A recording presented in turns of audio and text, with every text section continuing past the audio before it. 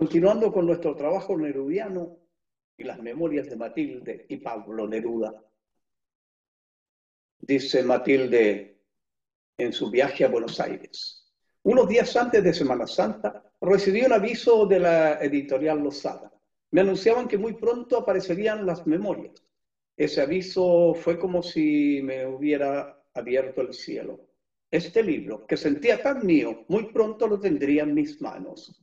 Llena de entusiasmo, preparé mi viaje a Buenos Aires. Tomé pasajes en Lufthansa. Mi llegada a Buenos Aires no fue tan feliz. Mis valijas no fueron embarcadas. Y, ante esto, solo cabía esperar. Todos los días iba a reclamarlas a las oficinas. La compañía ni siquiera se preocupaba. Ellos sabían muy bien qué pasaba con mis valijas en Santiago. Por fin, al tercer día, llegaron. Había que acostumbrarse a los acontecimientos insólitos. Este era solo el comienzo. Las memorias ya estaban en prensa, pero no estarían listas hasta después de Semana Santa. Me fui a Bahía a pasar unos días con mis amigos, Jorge Amado y Celia, su mujer. Qué alegría de verlos. Nos ligan tantos recuerdos de toda la vida. Nuestros viajes juntos por Ceilán, por China, por el río Yangtze. Qué cúmulo de recuerdos. Cuánto bien me hicieron. Celia, que es muy alegre, recordaba pasajes graciosos, como cuando en la India dejamos las valijas en la aduana y las mandamos a Rangún y, lógicamente, se extraviaron. Cuando llegamos a Calcuta íbamos enfermos de calor. Estábamos en la aduana y, al ver nuestras grandes valijas con ropa y muchos objetos comprados en Nueva Delhi, a los 4 nos dieron grandes deseos de no verlas más. Odiábamos la ropa. Lo único que queríamos era no tener nada. Preguntamos si podíamos mandarlas a Rangún y, para nuestra gran felicidad, hicieron los trámites. Nos sentíamos alegres, livianos. Nos quedamos con un maletín de mano cada uno. Muy pronto al hotel llegaron escritores que querían saludar a Jorge Amado y a Pablo Neruda y querían darnos una comida de recepción. Cuando llegamos a esta parte de nuestros recuerdos, estallamos en grandes carcajadas. Nunca olvidaríamos, en la India las mujeres son las más elegantes del mundo. A esta comida llegaron lindísimas, con unos saris antiguos bordados, unos en oro y otros en plata. Iban deslumbrantes, con joyas antiguas que son inigualables. Nosotras llegábamos con una falda y una blusa de dudosa limpieza, y nuestros maridos, los escritores famosos, con los pantalones más arrugados del mundo. Jorge tenía una chamarra, Paulo iba solo en camisa, tipo guayabera. Estábamos muertos de la risa. Muy pronto todos supieron que habíamos entregado nuestras valijas en el aeropuerto, con lo que nos creyeron bien ingenuos. Todos estos recuerdos están tan frescos. Ahora estoy sola. Ellos hacen todo lo posible por consolarme. He comenzado a reír. Cuánto bien me hacen. Pero debo volver a mi país a enfrentarme con la realidad de mi vida que está allí, donde para mí no hay risas ni alegría. Con verdadera pena me despedí de ellos. Volví a Buenos Aires a recibir las memorias. ¡Qué alegría más grande! Llevaré a Chile este libro que seguro no tendrá permiso para entrar. No sé qué suerte corra, pero lo llevaré. Hice un paquete con 36 ejemplares y lo amarré fuertemente con cáñamo. También traigo otros libros. Son las memorias, ocultas en tapas de Teresa Batista cansada de guerra, de Jorge Amado. Estos, de todas maneras, entrarán a Chile. Voy llegando a la aduana de Santiago con una valija y un paquete amarrado con cáñamo, casi imposible de revisar sin demorarse horas. El aduanero me pregunta, ¿qué trae en ese paquete? En voz muy alta le contesté, son libros de mi marido, Pablo Neruda, editados en Buenos Aires. Soy su viuda. Varias señoras que, como yo, esperaban ser revisadas, se precipitaron a saludarme, a decirme cómo admiraban a Pablo.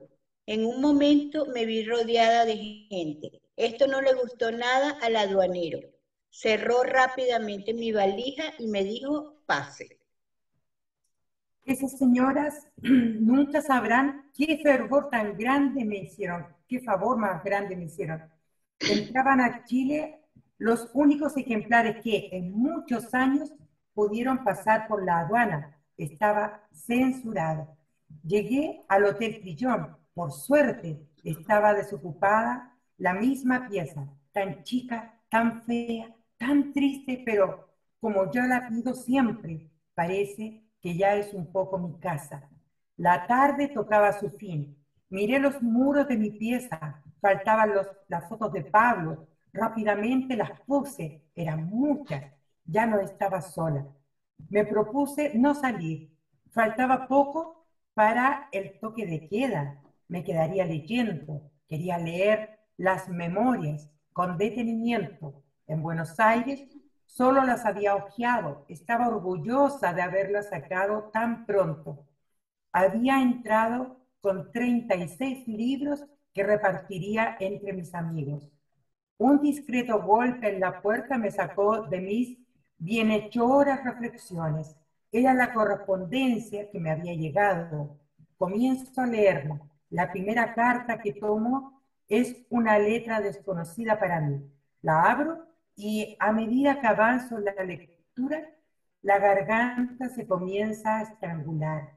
Aquí empezó una página de mi vida muy difícil de describir. Siento que la vida se me nubla a medida que voy leyendo. La carta dice así: Santiago, 19 de abril de 1974.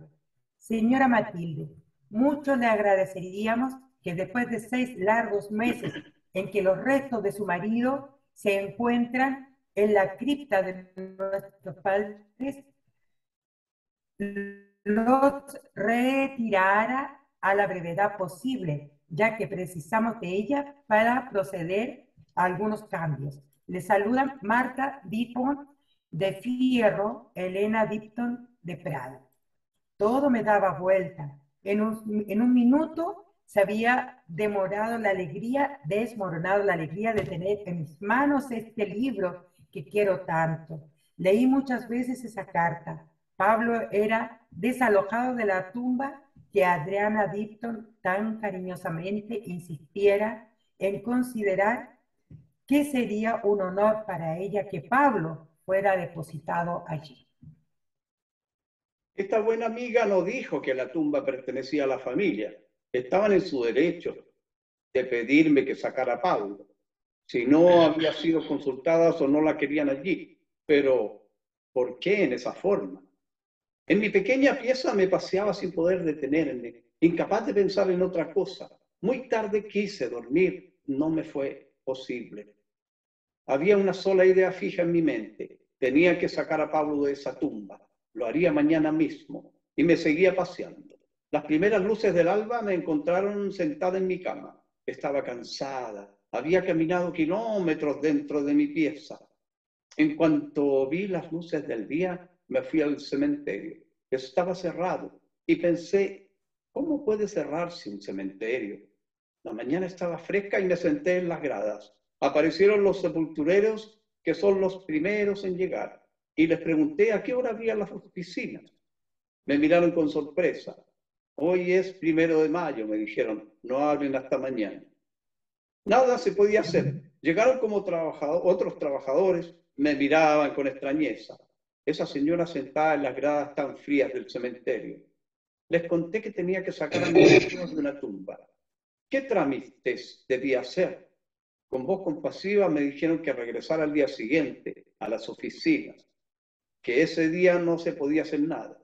Yo seguía sentada, no por creer que haría algo, sino porque no tenía fuerzas para levantarme. Desde muy temprano vi llegar muertos, casi todos en cajones modestos, con muy pocos acompañantes. Llegaban y llegaban. ¿Cuántos muertos hay en estos días en que caen los mejores chilenos? Vi mujeres con caras llorosas, hombres de caras duras, niños agarrados a las faldas de sus madres, con ojos asustados. Y yo allí sentada, sintiéndome tan débil como ese niño asustado. ¿Dónde hay una falda para mí a la que pueda tomarme? Recuerdo cuando enterramos a Pablo. Oigo los golpes de martillo abriendo el hueco que se habían olvidado de hacer. Mis manos les pasaron los ladrillos para tapar ese horrible murallón que guardaría a mi Pablo. Viene el cortejo y entro con él. Me acerco a una mujer vestida de negro y le pregunto, ¿quién es el muerto? Mi marido, contesta con voz entera. Me lo mataron, y también a mi hijo, a quien enterré ayer. Sus ojos enrojecidos denunciaban su llanto, pero en ese momento, con las mejillas hundidas y los ojos secos, creo que solo odiaba. Me voy a ver a Pablo. Saco la llave y abro la puerta. Allí está su lápida. No le traigo flores, le digo. Era muy temprano cuando llegué y después no podía caminar. Por suerte me trajo un cortejo y aquí estoy, muy cansada. Me senté al lado de su tumba y sentí un extraño bienestar. Poco a poco me invadió una somnolencia y me quedé dormida. De pronto siento que me mueven suavemente un brazo. Es la cuidadora que me dice, señora, todo esto es muy helado. Me dio mucho susto verla sin conocimiento. Solo dormía un rato, ya estoy bien. Es que tengo que sacarlo de aquí y hoy no puedo, porque es fiesta. Ella no entendía nada. Creyó que yo había perdido la razón. Me miraba con cara de pregunta.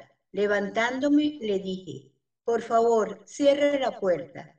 Me voy, mañana vuelvo. Al día siguiente tampoco pude hacer nada. Necesitaba una carta de la familia Ditborn para sacar a Pablo de su tumba. Pero, ¿dónde vivían? Nunca las había visto y mi amiga Adriana estaba fuera de Chile.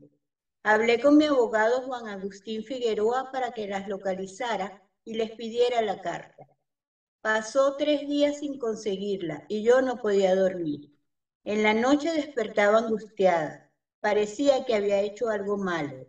¿Por qué lo enterré en esa tumba? Es tan fea.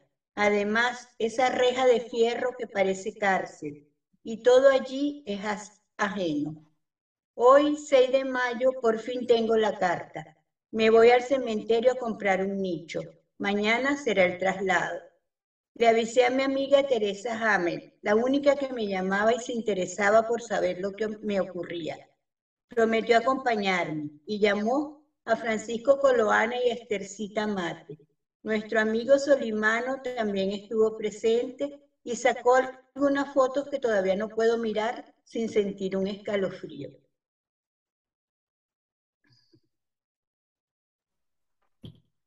Hoy, 7 de mayo de 1974, aquí en el Cementerio General, en la cripta de la familia Ditborn, vuelvo a oír los mismos golpes, hacen un ruido seco, sordo.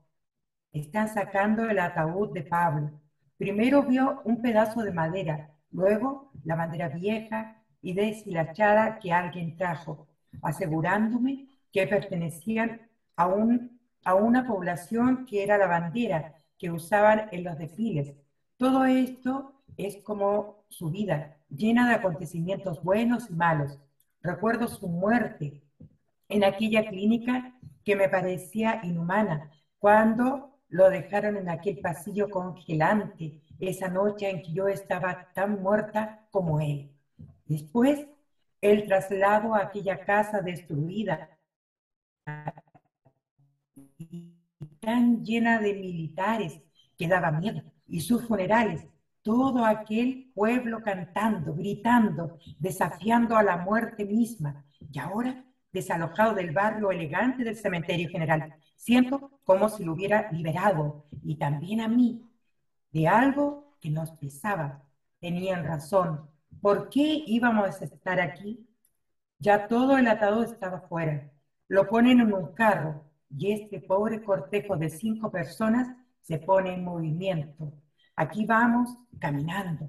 El nicho que me han dado queda allá lejos, donde el cementerio termina.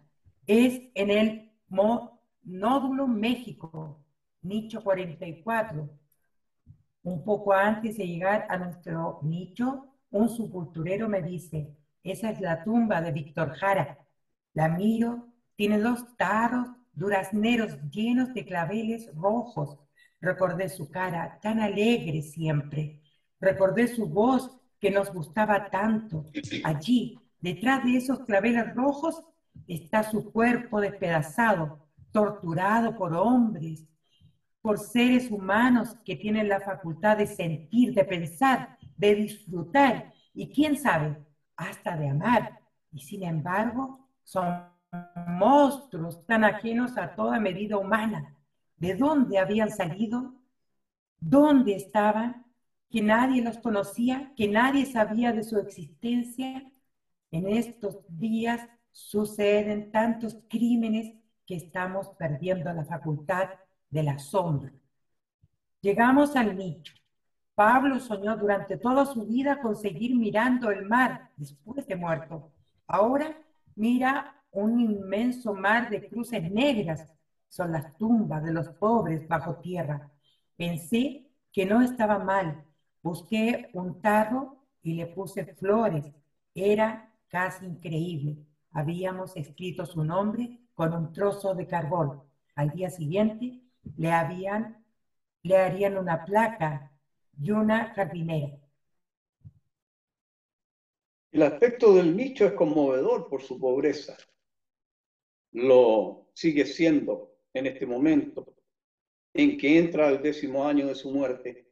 Nos fuimos lentamente. Regresé al hotel demasiado nerviosa como para ver todo lo que me pasaba en su verdadera dimensión. Me sentía afiebrada y completamente agotada. Creí que podría descansar. No puedo dormir. Estoy en cama como clavada en ella, sin fuerza, sin deseo de nada, encogida en mi angustia y en mi miedo. La tristeza se me va metiendo muy hondo. Mi vida es zarandeada por un viento sin dirección que amenaza con enloquecerme. Pensaba en la isla, quería irme. Allí las estrellas brillan hermosas en el cielo. El oleaje se está meciendo con su conversación de mar. Siempre novedoso, profundo y seguro. Pero me sentí incapaz de nada. Con los ojos abiertos en la oscuridad pensaba y pensaba. Mi imaginación estaba herida. Solo veía muertos, sangre, dolor, luto, lágrimas. Y todo se agrandaba y se agrandaba, como alucinaciones fantasmagóricas. Y así me encontró el día siguiente, y no pude levantarme. Veía ante mí ese carro con Pablo. No quería olvidar y dormir, y no podía. Pensaba en la tristeza de ese nicho. Tenía que ir. Pensé, voy por la tarde. Pero en la tarde tampoco pude levantarme ni comer.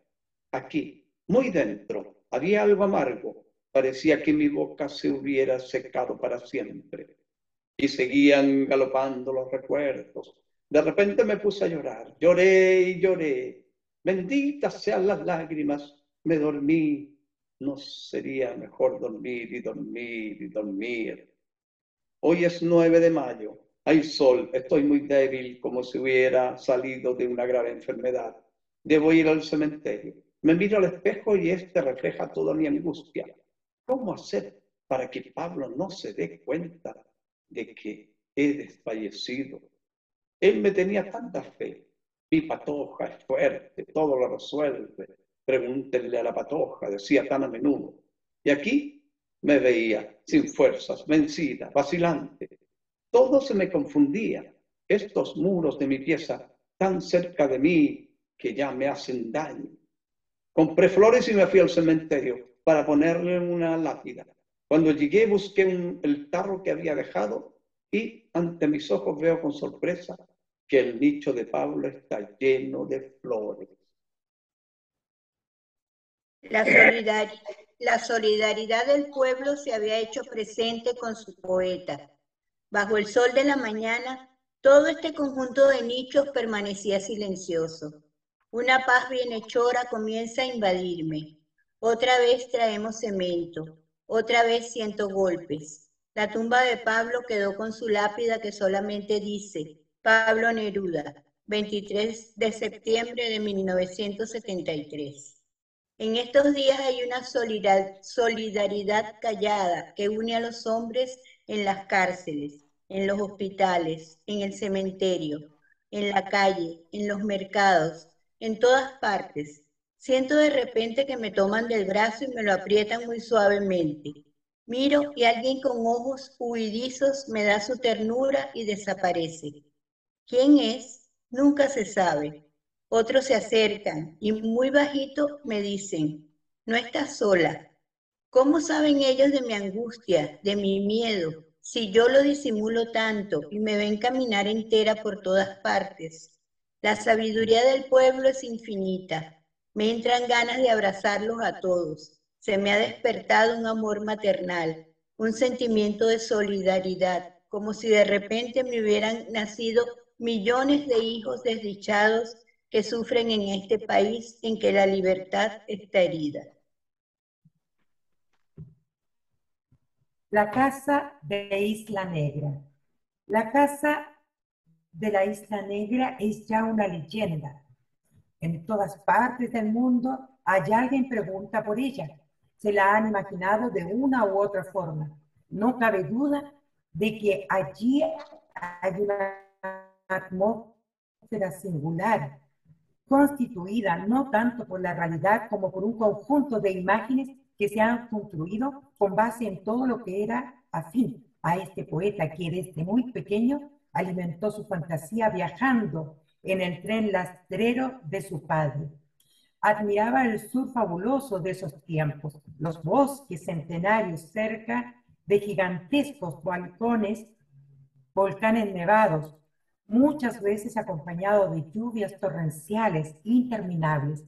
Fue descubriendo la vida a través de la secreta revelación de la naturaleza, viviendo amargas realidades y hermosos sueños, tratando de entender ese mundo de gente que lo rodeaba y, a la vez, inventando su propio mundo, su propio paraíso. Todo eso haría este niño un poeta de potentes raíces americanas. Nada lo podría cambiar. Cuando Pablo habla de esta casa, comienza diciendo, la casa. No sé cuándo me nació.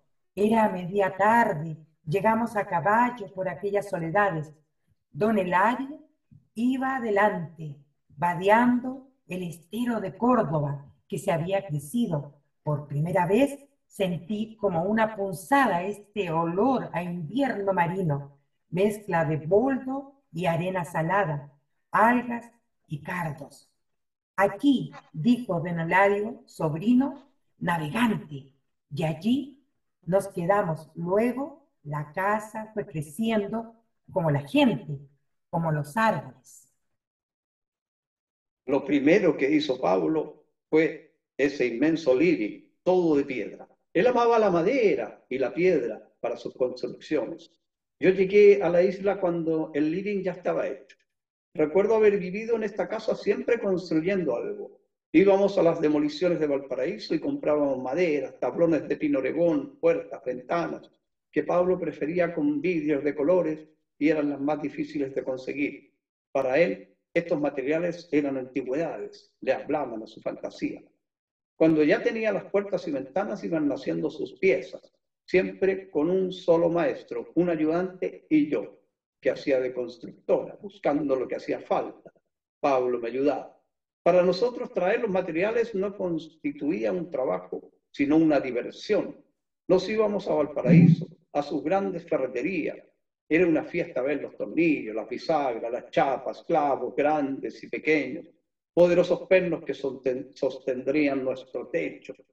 Los vendedores nos conocían y cuando entrábamos se aglomeraban para ver nuestras listas hechas por Rafita. La escribía en tablitas y por falta de tiempo o porque no le dábamos ninguna importancia, no la pasábamos a un papel. Eso era algo natural para nosotros, no así para los vendedores, que se reían mucho con todo esto. Estoy segura de que deben habernos encontrado excéntricos. Yo no sé si Pablo fue un constructor bueno o malo de casas, pero de una cosa estoy segura. Sus casas no se parecen a ninguna otra. Con esta idea del inventario, salgo del jardín y miro el portón de coligües cruzados, cuyo dibujo hizo Pablo. En lo alto de este portón hay una campana de la que cuelga un cordel para llamarlo. También el portón se abre y entro.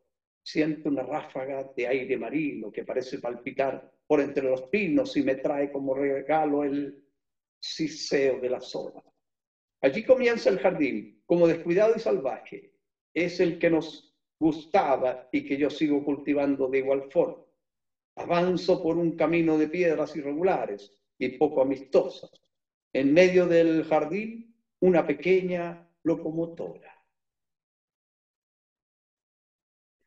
Todo el mundo se preguntará cómo llegó hasta aquí. Parece que hubiera bajado del cielo. Veíamos esta locomotora trabajar en un aserradero al que íbamos muy a menudo a buscar tablas para nuestras construcciones. Estaba a unos 10 kilómetros de nuestra casa. Un buen día, el aserradero paralizó sus faenas y veíamos cómo este hermoso juguete se destruía por la acción del tiempo. Verdaderamente intrigados por su destino, buscamos al dueño y ante mi sorpresa, Pablo le propuso comprar la locomotora. Este señor lo miró sonriente y le dijo: pero don Pablo, ¿cómo la va a llevar a su casa? Yo se la vendo, pero aquí termina mi responsabilidad. Convinieron en un precio casi regalado, porque ese señor pensó que nunca saldría el locomóvil de su campo. Desde ese día en nuestra casa, el problema locomóvil, como Pablo la llamaba, era un tema obligado. Con todos los amigos se hablaba de esto, sin concretar nunca nada. Pasaron muchos meses hasta que un día de verano llegaron a ver a Pablo unos muchachos que vivían en el Tabo, acompañados de unos veraneantes. Como ya era habitual, salió a relucir nuestro problema, la traída del locomóvil.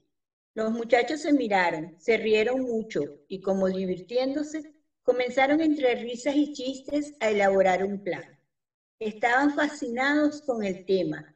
Discutían el número de bueyes necesarios, el número de jeeps. Se alargaban las discusiones para ponerse de acuerdo. A ratos, Pablo los interrumpía para decirles que sean muchos bueyes, porque, ¿y si hay uno flojo y no tira?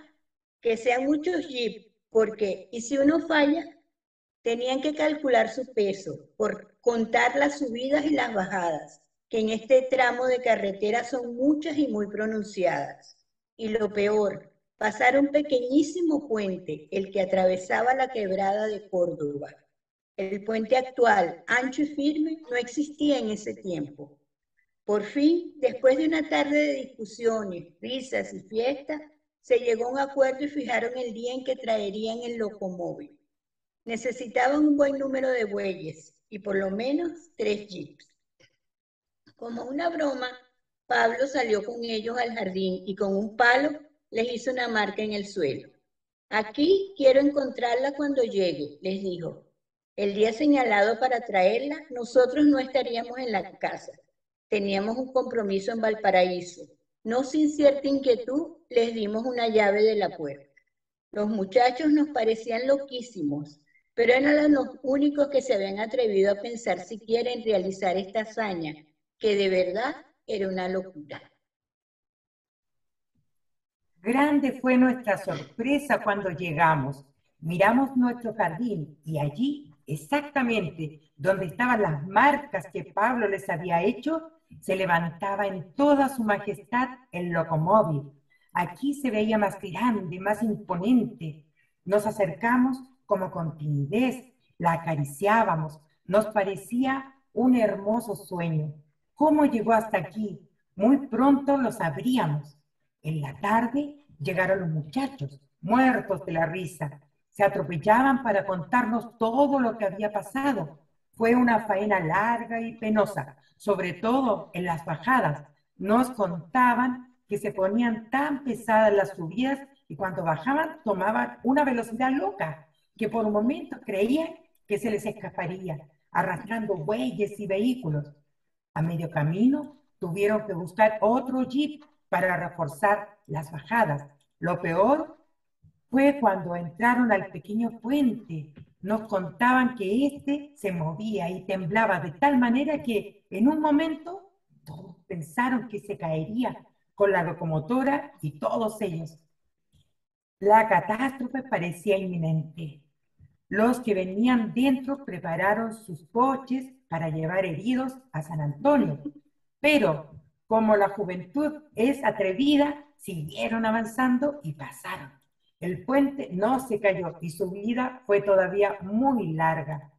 Así entró este locomóvil a nuestra vida, movido por el entusiasmo juvenil, por la irresponsabilidad de esta juventud que, en este caso, fue una victoria.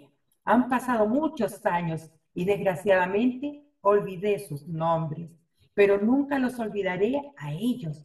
En este momento deben ser señores maduros y reflexivos. Me pregunto cómo serán ahora. ¿Los habrán cambiado los años? En este momento correrían el riesgo de su vida para traer a un poeta este gran juguete. Voy entrando a la casa por el camino de piedra.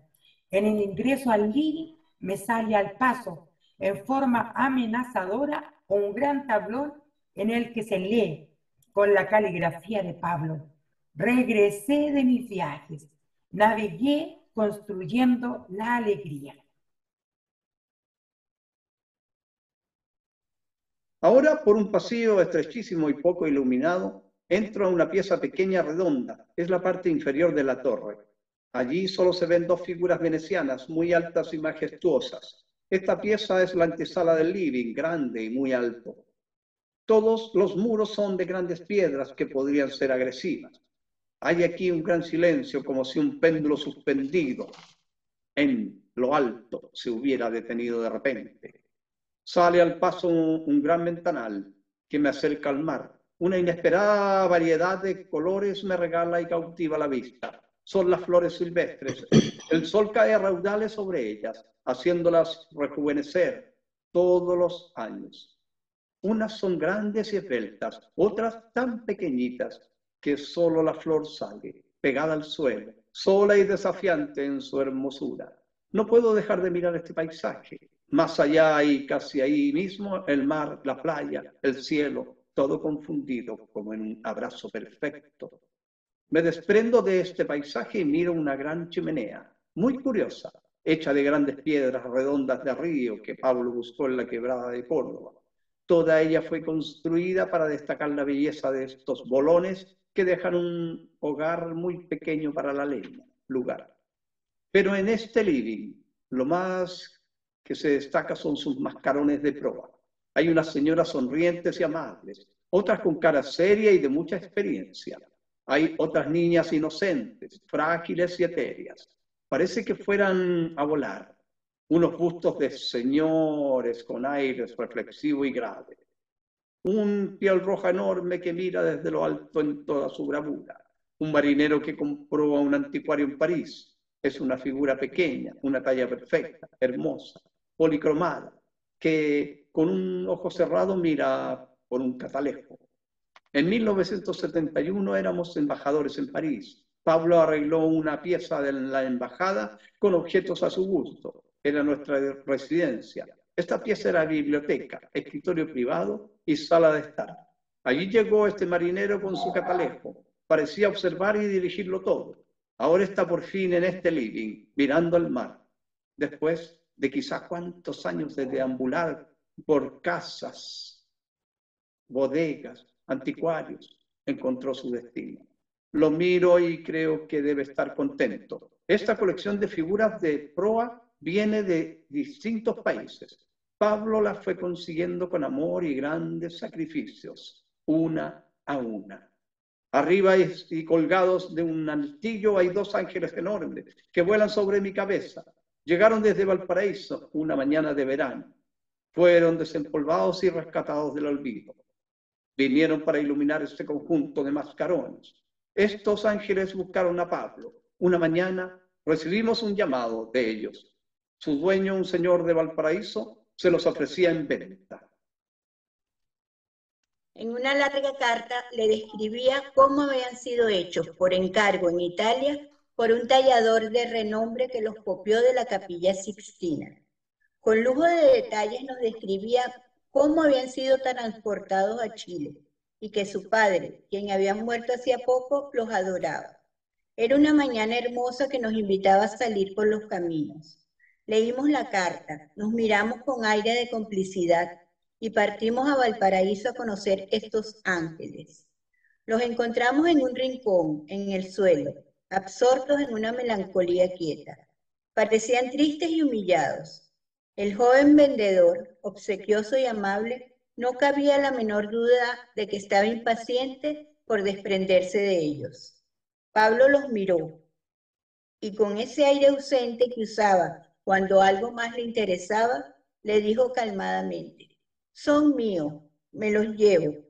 Creo que este tallador los hizo para mí. Me estaban esperando. El joven no entendió nada. Sonrió satisfecho. Ya no vería más estos ángeles. Pablo también sonrió. Él había encontrado sus ángeles. Como perdida entre tantas figuras, ve una talla pequeña, delicada. Es un santo que trajimos de Hungría. En las casas de antigüedades venden objetos que por su valor los consideran patrimonio nacional y no pueden sacarse del país. Pablo, con esa paciencia inagotable para adquirir un objeto deseado, hizo gestiones hasta conseguir el permiso de compra. Pero allí comenzaban las dificultades. El embalador hizo un inmenso cajón para esta figura tan pequeña. En ese momento nosotros comenzábamos nuestro viaje y a todos los países llegábamos con ese inmenso cajón. ¿Qué traes, Pablo?, le preguntaban los amigos. Nunca supieron la verdad, porque él les contaba cualquier cuento fabuloso que inventaba en el momento y los hacía reír mucho. Cerca de una ventana pequeña que da al lado opuesto del mar, miro una inmensa olla de fierro, muy pesada. Es tan grande que en su interior puede sentarse cualquier persona, sin importar su tamaño. Pablo decía que sin duda había sido utilizada por los africanos para cocinar misioneros. La compramos en el mercado persa, allí donde llegan tantas cosas que nunca se sabe de dónde vienen. Antes de abandonar este living, miro los objetos pequeños. ¿Cómo hacer este inventario? ¿Qué nombre le daremos a cada uno? A cada cosa. Sobre la chimenea hay una diosa Shiva, que para mí es muy querida. Cuando llegué por primera vez a esta casa, estaba instalada ya sobre la chimenea. Pablo la compró en su primer viaje a Italia, siendo muy joven. Mentalmente revivo conversaciones. Recuerdo que frente a esta figura, Pablo me dijo: ¿cómo es de misterioso esto de conservar los objetos? Me contó que la había comprado en la India, junto a muchos otros que poco a poco, en cambios y viajes, fue perdiendo. Pero esta diosa nunca se perdió. La ponía en cualquier rincón de su valija, sin cuidarla demasiado. Ella siempre llegaba, en su habitación de hotel o de casa. Allí estaba con sus innumerables brazos en actitud danzante, hasta que un día llegó a la isla y se quedó para siempre sobre la chimenea, sin llamar demasiado la atención. Su color bronce, sin brillo, se confunde con la piedra. Yo sí la veo siempre. No puedo olvidar que acompañó a Pablo antes de que llegara a su vida. Cuando entré por primera vez a este living de Isla Negra, allí estaba, con su inescrutable cara de diosa. Hoy, a muchos años de ese día, la miro como a una antigua conocida. Fue testigo de tantas alegrías perdidas y ahora de la tristeza, la nostalgia infinita, los recuerdos, siempre recuerdos.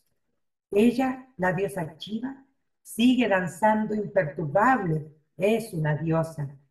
Sigo mi recorrido y paso de nuevo por la pequeña pieza redonda de la torre. Entro al comedor. Un gran ventanal que da al mar ilumina una figura de madera maciza que está a la entrada. Es una virgen. En su cabeza, a modo de corona, tiene un pájaro manutara. Esta cabeza se levanta con tanta dignidad. En sus ojos de madera hay tanta ternura que más que la Virgen parece la madre del universo. En sus brazos tiene al niño con una corona semejante. Toda Ella da una sensación de reposo. Al mirarla, siento una asociación de recuerdos, de presencias tan vivas que golpean mi memoria. De pronto, me siento trasladada a Isla de Pascua, isla que recuerdo con una claridad absoluta. Era el año de 1970. En ese momento preparaban nuestro viaje a Francia. Íbamos como embajadores para representar allí el gobierno de Salvador Allende. En ese momento el Canal 9 de televisión hacía unos documentales de cine sobre la vida de Pablo y hasta allí llegó con nosotros. En ese tiempo los isleños recibían el avión en una atmósfera de fiesta, ofreciendo sus collares de flores con las risas frescas y cordiales. A nosotros nos parecía llegar a una fiesta de amigos. Un año antes habían llegado a Valparaíso muchos jóvenes y muchachas pascuenses en busca de trabajo. El continente, como ellos le llamaban, ejerce una atracción muy grande. Allí, en Valparaíso, estaban en algunas casas haciendo trabajos domésticos, con gran sacrificio. Una amiga nos trajo la noticia de su llegada. Nos dijo que eran malos trabajadores, pero maravillosos bailarines. Y en sus días libres solo les interesaba ir a alguna casa para bailar. Convivimos con ella que la semana siguiente estarían invitados a nuestra casa. Les preparamos una fiesta. Llevaron sus trajes típicos, estaban felices. Para recibirlos, Pablo se puso una bata monumental, antigua, que había traído de la India. Al verlo bajar las escaleras de la casa, se quedaron atónitos. Había en sus rostros una gran sorpresa. Una de las muchachas que estaba a mi lado me preguntó, ¿es el gran sacerdote? Reímos, cantamos y bailamos con ellos. Cuando se despidieron, Pablo les dijo, ustedes son como pájaros maravillosos. ¿Por qué salen de su isla? Nos iremos muy pronto, contestaron con gran convicción. Y allí estaban, en su isla, esperándonos en el aeropuerto para devolvernos con creces aquella pequeña manifestación de afecto que en Valparaíso les habíamos brindado con tanto placer. En esos días de nuestra llegada había un movimiento inusitado en la isla. Era el desmantelamiento de las fuerzas norteamericanas. Sabíamos que nadie podía entrar en sus recintos. Nadie podía traspasar los límites que ellos se habían trazado. Cuando llegó a la isla, Salvador Allende como candidato presidencial no pudo entrar al recinto norteamericano.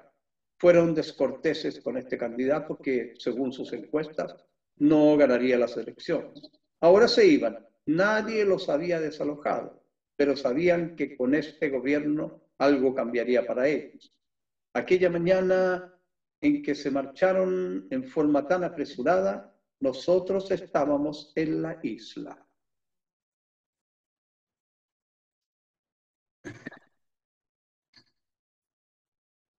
Al alba llegaron inmensos aviones que, abriendo unas fauces enormes, se tragaban inmensos containers. ¿Qué se llevaban?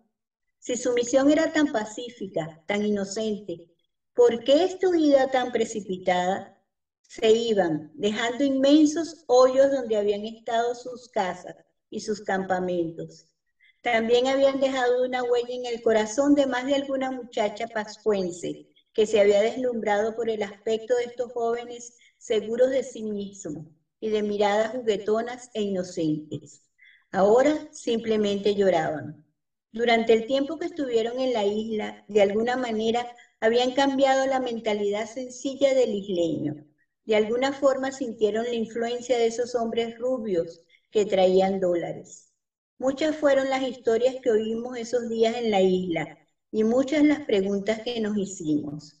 Todo esto lo recuerdo como una pequeña nube que empañaría nuestra estadía embrujante en esa isla fabulosa. Gracias a nuestros amigos pascuenses, tuvimos como guía a Margarita, linda mujer que pertenecía a una de las familias más antiguas de la isla. Fue nuestra guía y nuestra gran amiga. Por ella conocimos los secretos de esta isla. Para los pascuenses, las historias de Isla de Pascua son la verdad misma y las transmiten de generación en generación. Cuando las cuentan, hay un acento de verdad y quien las escucha empieza a entrar poco a poco en esta especie de embrujamiento. Para eso, Margarita era una gran maestra. Un día, en el volcán Rano Raku, mirábamos su inmensa profundidad redonda. Es hondonada de una belleza irreal donde se guardan, según Margarita, los más profundos secretos. Con cara de iluminada nos contaba las historias del volcán, señalándonos el sitio donde los sacerdotes cumplían sus ritos de sacrificios humanos. Repentinamente comenzó a llover. Había un viento tan fuerte que nos zarandeaba y con gran dificultad nos manteníamos en pie. Desde abajo, una luz espesa y húmeda subía a envolvernos. Todo lo veíamos muy distante. Era una belleza sobrecogedora la de aquel paisaje arropado por la lluvia. El viento, recortado el espacio, se quejaba. Oíamos algo así como un llamado. Eran las voces indomables de las doncellas sacrificadas, las que llegaban a nuestros oídos asombrados. Era difícil escapar de ese embrujo. Miramos a Margarita, quien nos dijo: vámonos, los dioses están enojados. Cuando subimos a la gran montaña, nos sentimos tocados por ese gran espacio, por ese gran silencio. Me sentí empequeñecida entre el espacio y la piedra. Todo era como de una belleza irreal, profunda y misteriosa. Todo allí parecía reposar. Es allí donde reinan en forma absoluta sus hombres de piedra, como grandes seres humanos apagados. Vagábamos por entre ellos, los tocábamos, mirábamos hacia arriba sus inmensas cabezas recortadas en el cielo. Todavía hay uno acostado en la montaña, a medio hacer. ¿Qué pasó para que ese trabajo fuera interrumpido? Otros están botados en el suelo, como si una gran fuerza los hubiera derribado. Otros están erguidos en todo su esplendor, y lejos de la montaña hay muchos alineados en un orden perfecto, formando un gran escenario. ¿Quién los hizo?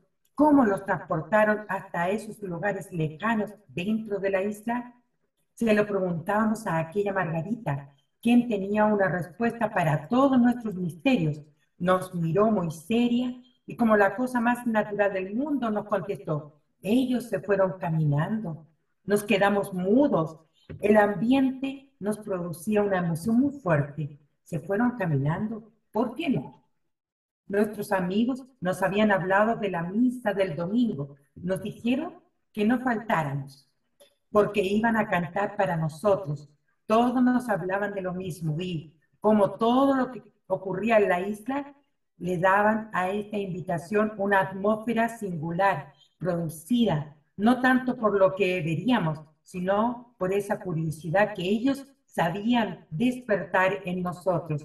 Así pues, llegó el tan esperado domingo. Partimos muy temprano y llegamos a una iglesia sencilla, luminosa, alegre bajo el sol de la mañana. Todo el conjunto permanecía silencioso. Muy pronto se llenó de gente alegre, hablaban, reían. Los amigos nos saludaron con soltura, más parecía una fiesta. Comenzó la misa y todo cambió. Era un ritual entre católico y pagano. Cantaban con entusiasmo y devoción sus canciones pascuenses.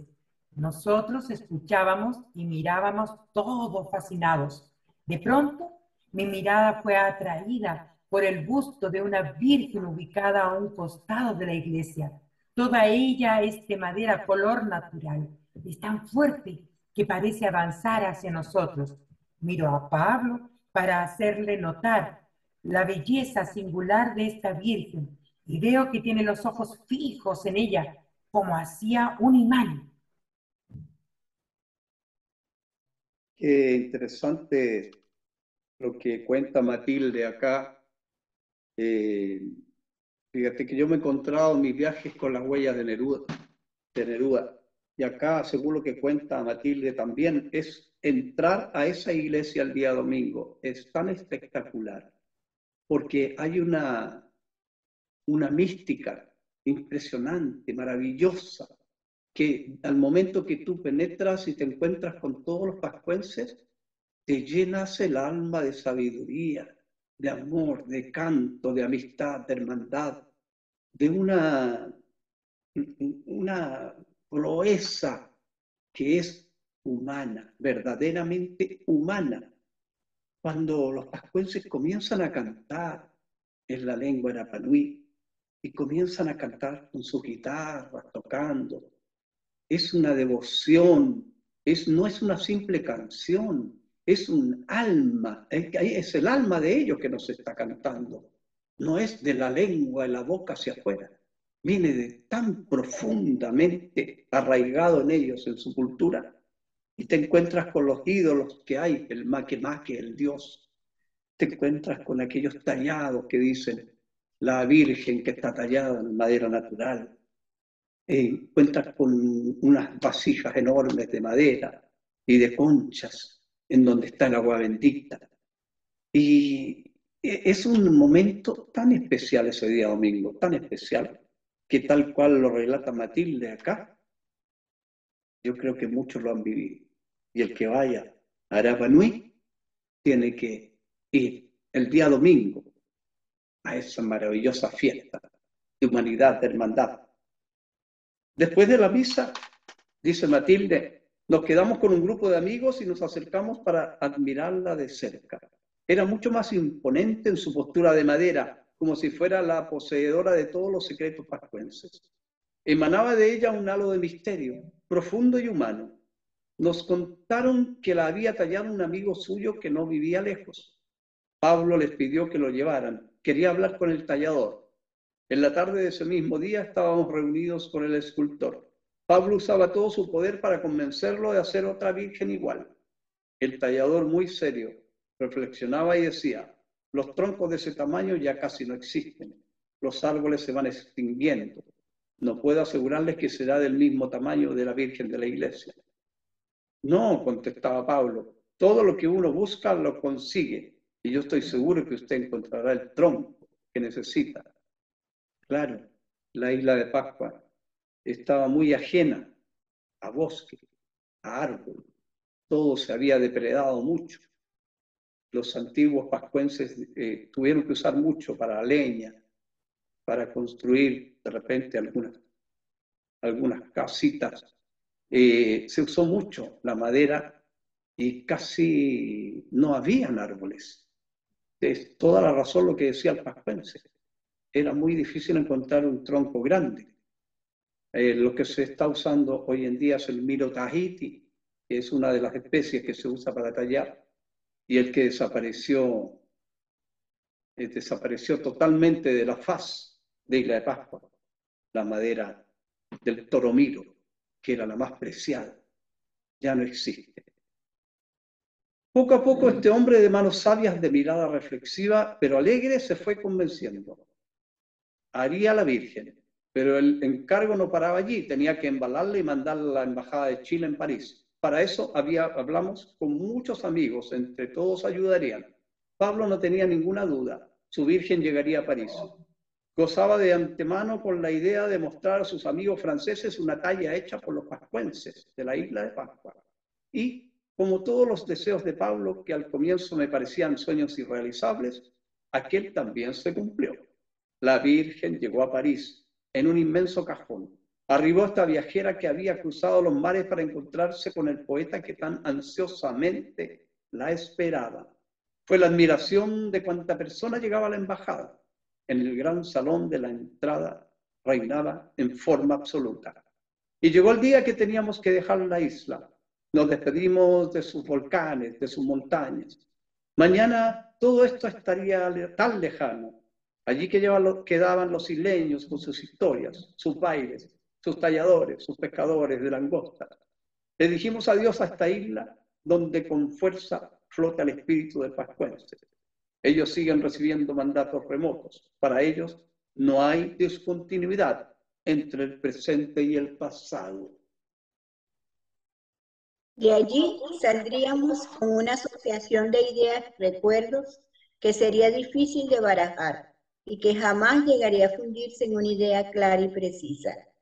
Llegó el avión. Ahí nomás estaba la realidad. Habíamos vivido un sueño de fantasía. Regresábamos al mundo al cual pertenecíamos. Mañana todo esto estaría tan lejano. Acaricio esta virgen que me trae tantos recuerdos. Aquí a mi lado, en lo alto, hay un mascarón de popa. Es una gran cabeza de Morgan. Fue arrancada de una chimenea de un amigo anticuario en París, que tenía una profunda admiración por Pablo. Nos convidó a su casa, sin pensar que él le pediría le vendiera este Morgan que reinaba sobre su chimenea. Se barajaban argumentos entre este vendedor experto que ahora no quería vender y este poeta que con mucha calma insistía. Y así fue como, entre risas, tragos y unos deliciosos canapés, salimos de ahí con la promesa de que el Morgan era de Pablo. Frente a Morgan, como haciendo contraste, hay una figura policromada, delicada y hermosa. La compramos en Nueva York. En ese anticuario quedaron mis esperanzas de comprar tantas cosas que llevaba en mente. Nos quedamos sin nada. Habíamos gastado todo para traer esta señora delicada que aquí, en este comedor, compite con la Virgen de Pascua y con Morgan. De allí paso a una pieza que Pablo llamaba la taberna. Es pequeña y da al mar. Nació de casualidad. Pablo se había construido su dormitorio en pilotes, como un segundo piso, para poder mirar el mar desde lo alto. En las tardes, durante mucho tiempo, nos sentábamos abajo en ese lugar abierto, pero a poco de estar allí nos daba frío, y un día, casi de manera provisoria, Pablo se decidió a cerrarlo como siempre con ventanas de demolición que fue adaptando. Así nació esta taberna. Aquí todo lo que hay es de broma, un mascarón que no es tal, sino una imitación de plástico que Pablo compró en Nueva York. Una muy buena imitación. Pablo, que es un profundo conocedor, fue engañado con esta figura. Al saber que era de plástico y su valor era muy bajo, se puso muy alegre y salimos de allí a buscar un taxi por las calles de Nueva York. Cuando veían esta inmensa mujer en brazos de Pablo, no querían llevarnos. Cada vez que la miro, recuerdo cuánto nos reímos aquel día. Qué difícil fue llegar con ella al hotel.